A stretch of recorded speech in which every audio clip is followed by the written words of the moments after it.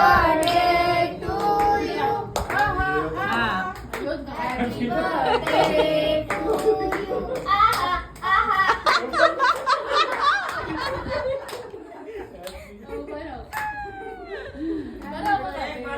आता तुला अशी परत आहा